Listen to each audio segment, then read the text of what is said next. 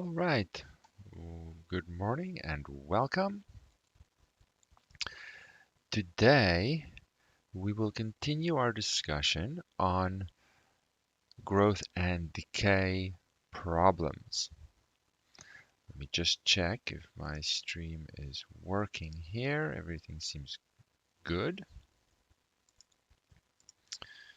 All right. Okay, 1 second.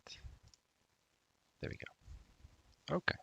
So let's recap what we have done. Get my cable here. Come on. There we go. Cable is stuck. Okay, good. So let's just recap what we have done so far with growth and decay problems, because it's good to have a big picture of what we've done, where our current level of complexity is, what we are going to do next, and why, and so how is it different, how is it the same, those kinds of issues.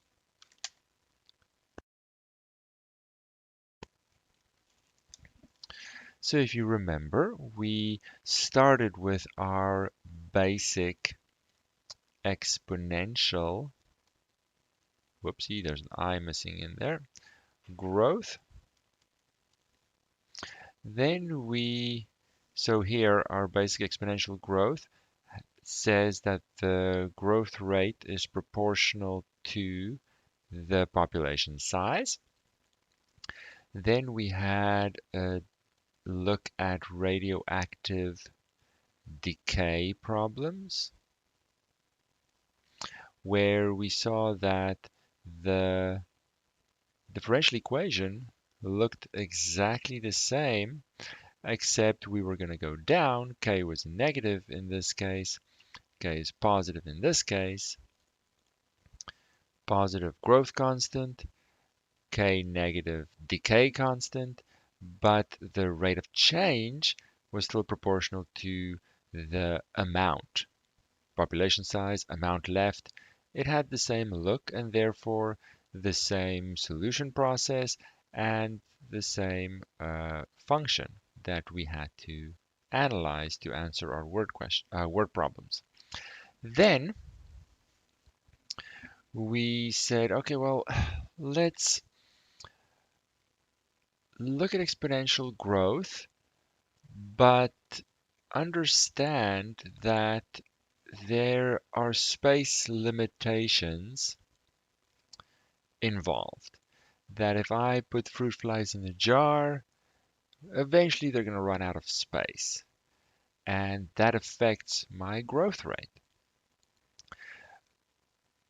So we looked at a different version that said that the growth rate is proportional to how far away the population is from that capacity.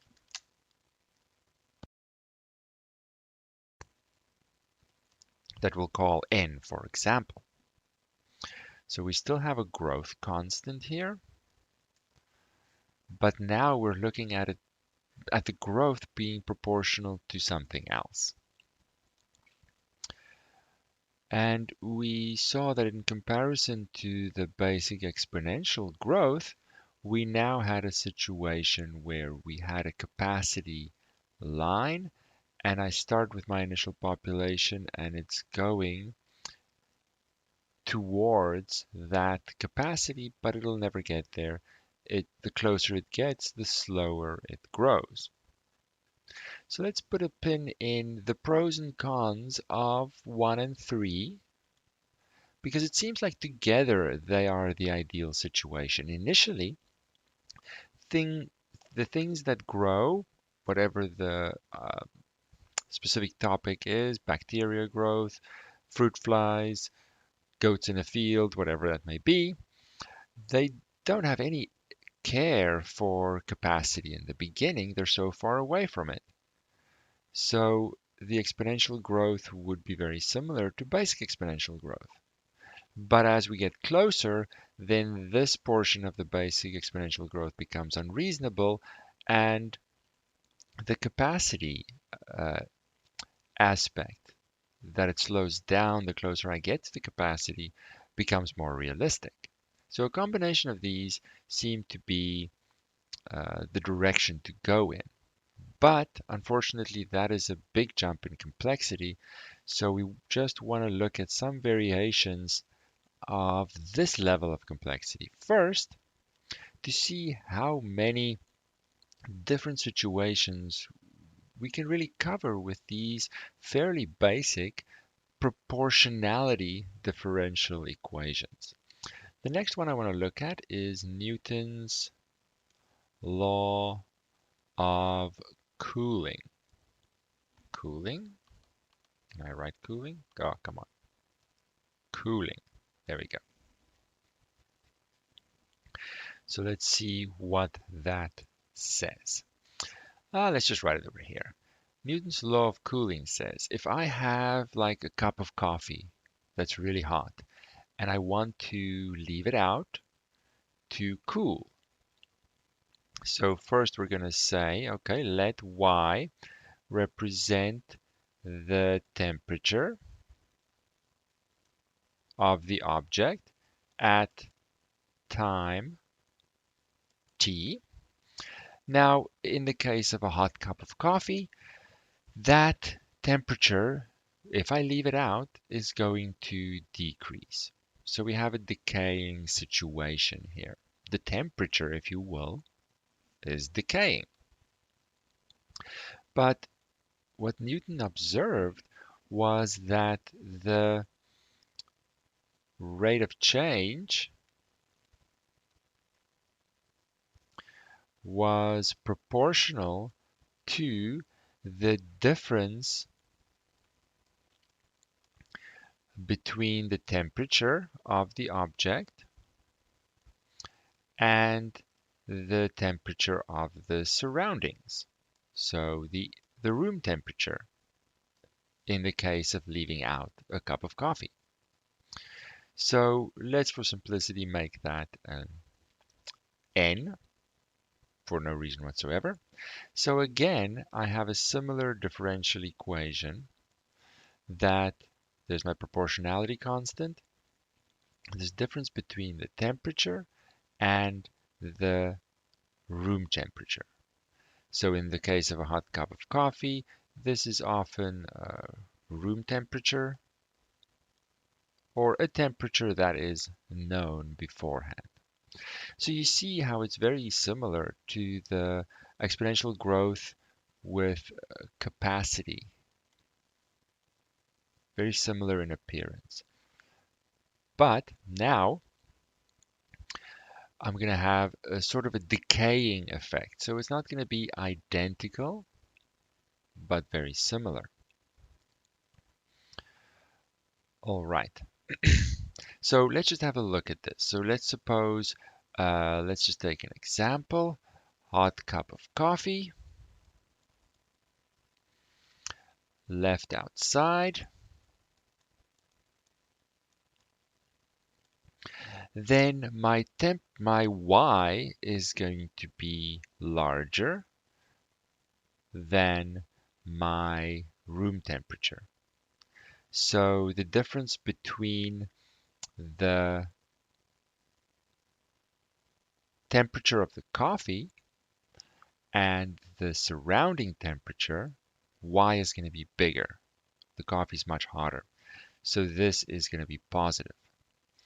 So the temperature, however, is going to be decreasing. So the rate of change of Y is going to be negative. So in order for this differential equation to make sense, I'm going to have again a negative K, and that's sort of like the decaying concept. The temperature is decreasing. I have something that is decreasing over time. Okay, no, we don't call it the decay constant. It's just the proportionality constant that comes from that's associated with the coffee. It's a property of the coffee and the volume of coffee and the surface area and all those things just merged into one. So let's have a look at what this would go like, the solution, in a specific question. Now, if you look online, there might be different versions of this differential equation. Some people like to keep k constant, and then we have to manually put a negative there in front. But we didn't do that for the radioactive decay, so it seems a little silly to do that here. We just have to understand that in some cases, for this to balance, I'm going to have a negative constant. Radioactive decay had a decay constant, where population growth had a growth constant. All right. So let's have a look at number 34 here. Let's do it over there. 1434.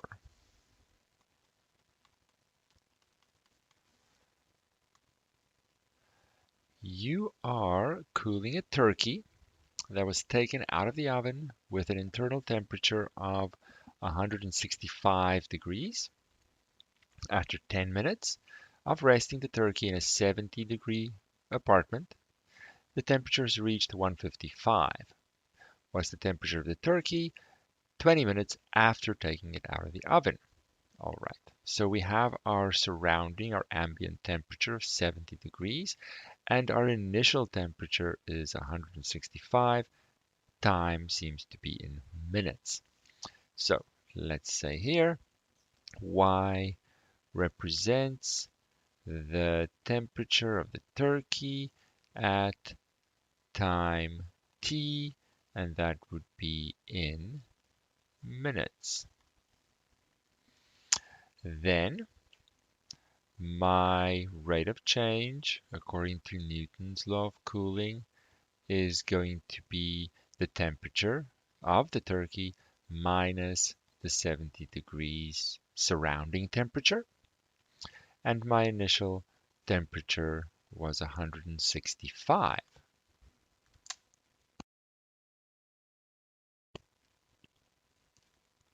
165. So I find it's best with these to just solve the differential equations as they come up in the questions rather than worrying about a general solution and a formula.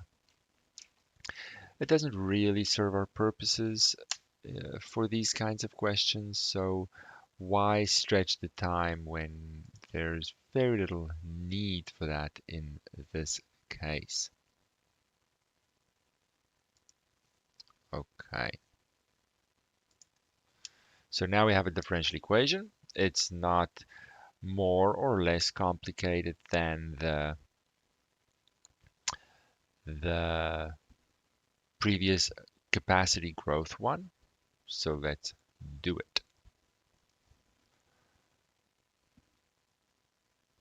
So I want to separate the variables. So my bracket is going to have to go to the other side. I can only separate the variables with multiplication and division. Can't really separate this y and the 70. Then I integrate both sides. Then this left side is a substitution, but it's so simple I can guess and check my way to it. I know to be more accurate here I need absolute values, perhaps sometimes, to not even worry about it, but because in the cooling situation my temperature is always greater, we are just going to keep it as simple as possible to not get caught up in technicalities that eventually fix themselves. So if you know a little more, I understand there should be absolute values here. I'm trying to not make it look more intimidating than it needs to be. And I group my integration constants at the end here. So then y minus 70 is e to the kt plus c. And just like always, we will rewrite the integration constant to a more convenient one. And then I might as well solve for y now. I get 70 plus m e to the kt. There you can put the 70 at the back. It doesn't really matter. Then I'll use the fact that at 0 I had 165-degree turkey. So 165 for y gives me 70 plus my integration constant e to the k times 0, which is 1. And this gives me my m as 165 minus 70. I'll just put it in the chat so you have something to look at.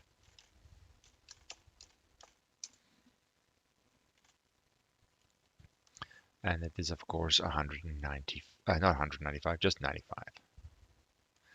So where are we now? So we have our function of time, which is 70 plus 95 e to the kt. So it's you remember that regardless if the growth constant here is a decay constant or positive or negative, e to the something is always going to be positive. But I'm really just having a scaled amount, exponentially scaled amount above 70. And that is eventually going to get smaller, but I'm always going to be above 70. So let's have a look. I don't know my quote-unquote decay constant. Let's just see it at the top here. But they do tell me something. They tell me that after 10 minutes, the temperature has reached 155. So let's write that here. After 10 minutes, so that means t is 10. We have y equal to 155. So we can plug that in. So at 155 for y,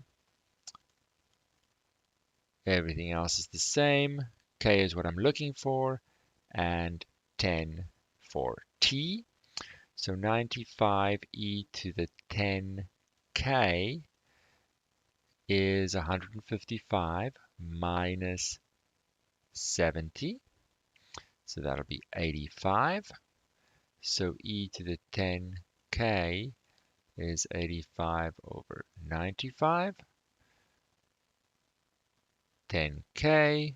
And I'm not skipping any steps just in case you don't see the similarities between this and what we've done before.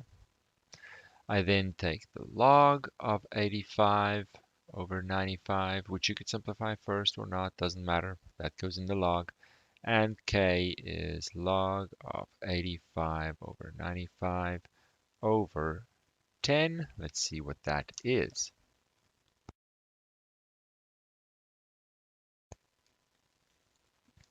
Let us see. We'll ask MathBot for some help.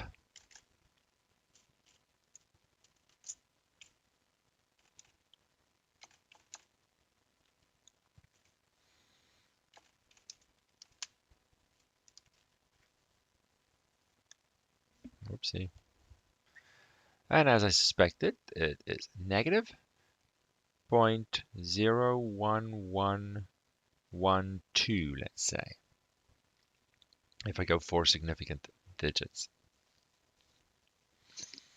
So I have my quote-unquote decay constant, the proportionality constant associated with this turkey. And it's not going to be exactly the same for every turkey. It depends on how big the turkey is. It depends on a whole bunch of things. I do now have all that I need in my function. So I can answer their follow-up question. What is the temperature of the turkey 20 minutes after taking it out of the oven? And we can make our own questions as well. So after 20 minutes, we simply use the function and plug in 20 for t. 70 plus 95 e to the negative, not negative. Well, you can put the k value in, but because it's a repeating decimal, not repeating, non-terminating decimal number, it might be cleaner to just leave it like that. Though I do understand that the situation has a negative exponential portion to it, which means again, I'm going to have the situation over time where here is my 70, my room temperature. It starts at 165 up here, and I'm going to exponentially go down towards this as my horizontal asymptote because k, the exponent, is negative. So it is modeling the appropriate situation. So now I want to calculate that, and when I have a future calculation, I don't want to use the rounded number. Use as many digits as you can, or use the original log over 10 version. Let's see what it is exactly. 70 plus 95 times e to the stuff, 20 times the log. I want to be as accurate as possible, so I'll use the log 85 over 95 version, and that was divided by 10.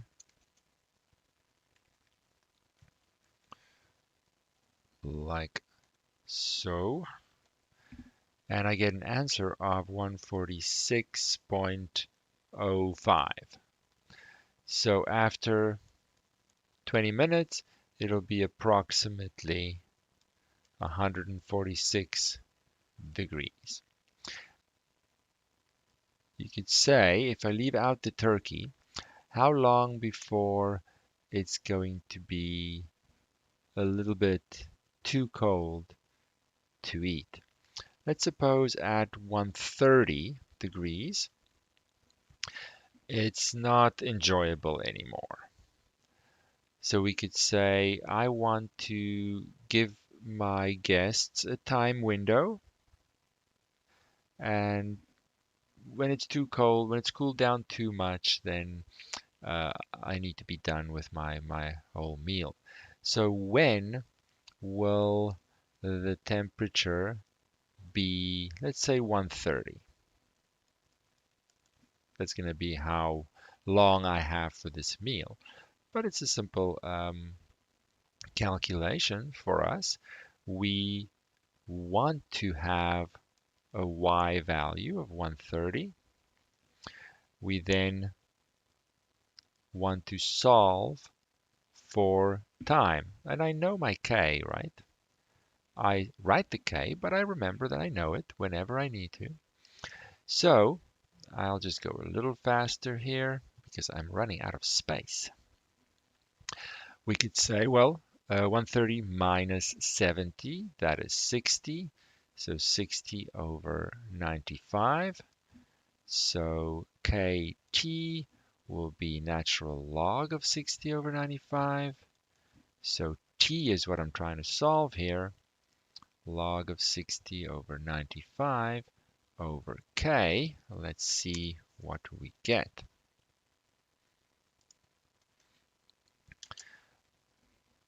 Remember to not use a k value that is rounded too much or at all.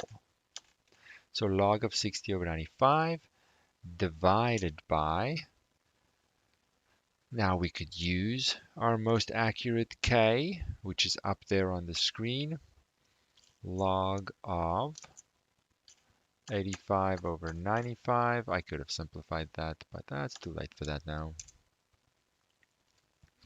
Like so. And what do we get? 41-ish minutes, 0.32. So that'll be in minutes. So if I take my turkey out of the oven, 41 or so minutes approximately later, it's going to start getting a little cold, and my guests might not enjoy it. Now, they might not be able to eat it right away either, something in the middle, but at least I have an idea of my time window. So interesting things like that can be done, especially if we read other questions. Like there was one about coffee. Mm, so here, according to experienced baristas, the optimal temperature to serve coffee is between 155 and 175. Suppose coffee is poured at a temperature of 200, which will burn my mouth, and after 2 minutes in a 70-degree room, it is cooled to 180. That extra information gives me an idea or gives me a way to find the cooling constant, let's call it, for this specific situation. When is the coffee first cool enough to serve? When is the coffee too cold to serve? They need to know these things. Otherwise, the customers are going to be unhappy. So let's have a look at this one, which is number 136. I don't need to split this over 2 pages here. It's still just Newton's law of cooling. So it's very similar, but perhaps something that we can identify with as being quite practically relevant. So 1436. So we're going to, of course, have our function variable represent the temperature at time t, not 6, t. Now, how am I measuring t? Let's just have a look here. Optimal temperature between these two. Okay, sure, that's going to come up later. Coffee is poured after 2 minutes. So let's count in minutes.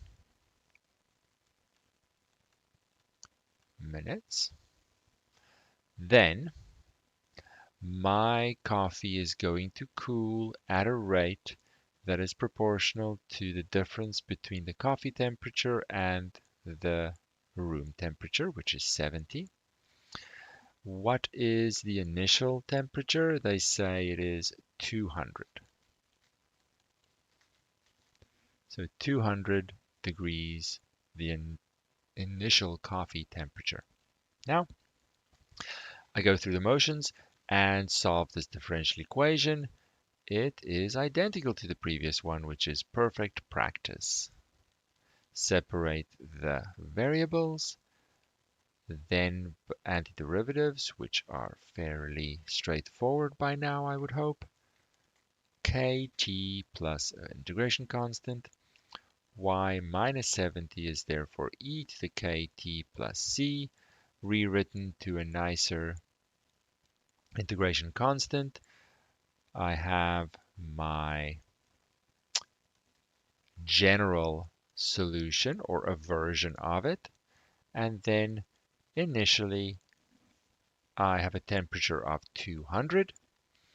So 200 for y, everything else is the same, and t is now 0, making this a 1. And so m is the difference, which is going to be 130. So my function of the coffee temperature changing over time is 70 plus 130 e to the kt. Now I don't know k yet. I need more information, but that is certainly my function that I will use. So this is why they tell me that after 2 minutes, it's cooled to 180 degrees. So we also know and can extract the property of the coffee in terms of how fast it cools, that at 2 minutes, I have the coffee at 180 degrees. So that means plug in 180 for y into the function. e to the k times 2.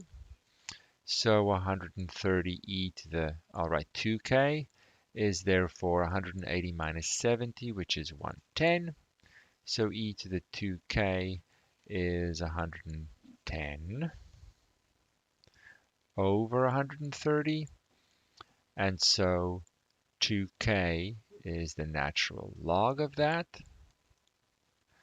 And k is then the natural log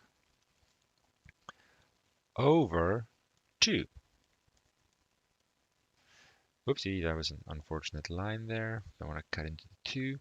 And I can calculate it just to make sure I can, but I certainly don't want a rounded number featuring and risking in future calculations that I make a mistake. MathBot says nothing. MathBot says nothing. Why do you say nothing, MathBot? Be faster. Negative 0.08353.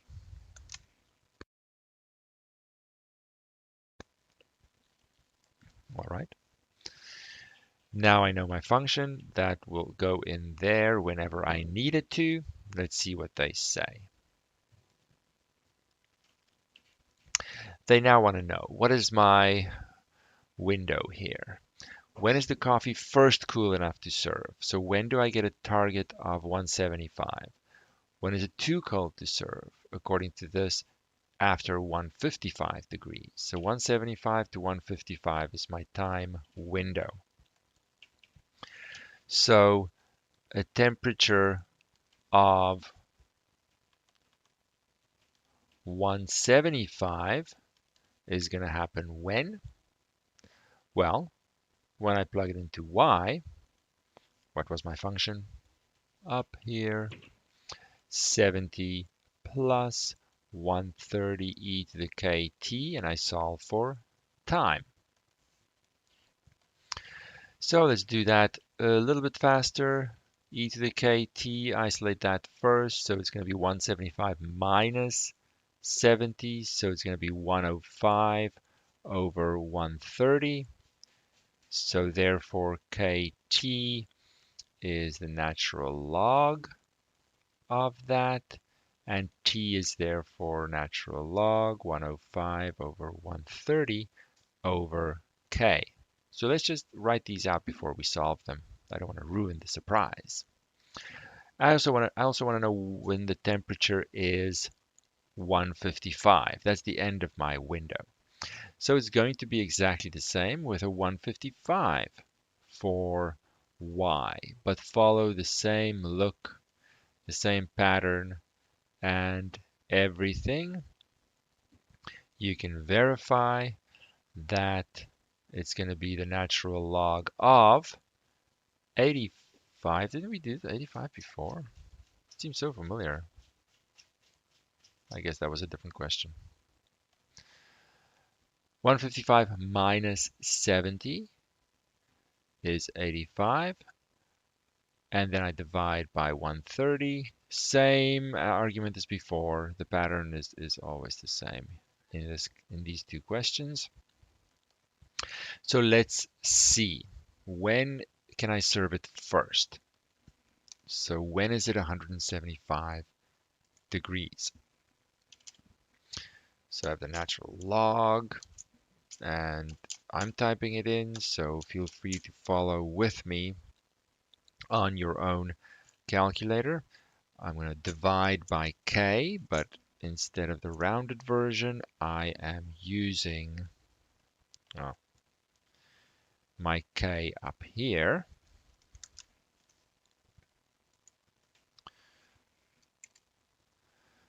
Where am I now? Log for the numerator.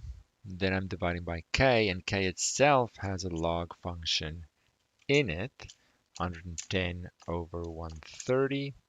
And then that k is divided by, or that numerator in k is divided by 2. Let's see what we get here. We get 2.5 6, let's say, and that's going to be minutes.